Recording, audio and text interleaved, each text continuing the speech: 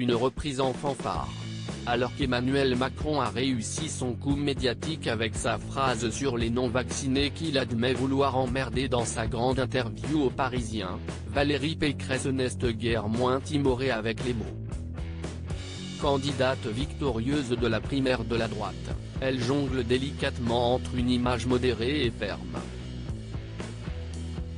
Sur la sécurité, elle tient un discours que n'aurait pas renié l'ex-président Nicolas Sarkozy.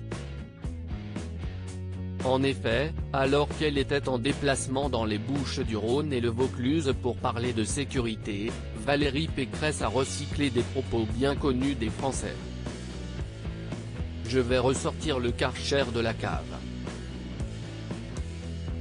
Cela fait 10 ans qu'il y est et il est temps de l'utiliser. Il s'agit de remettre de l'ordre dans la rue car on ne donne plus de réponse face à la violence des nouveaux barbares, a-t-elle lancé dans un entretien à la Provence. Tout le monde aura reconnu la référence à la mythique citation de Nicolas Sarkozy quand, alors ministre de l'Intérieur, il avait promis de nettoyer au Karcher les cités, notamment en Seine-Saint-Denis.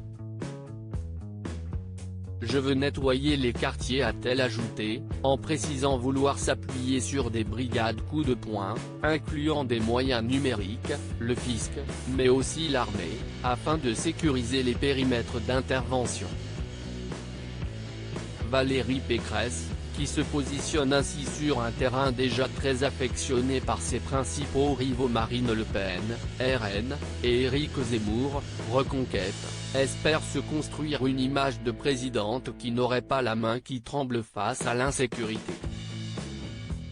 Assez pour porter la dynamique sondagière qui la donne d'un jour à l'autre au second tour face à Emmanuel Macron?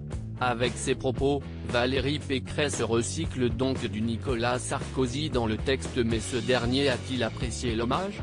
Selon le Canard enchaîné, il traiterait en off la candidate de droite et présidente de la région Île-de-France de Pain-Bêche.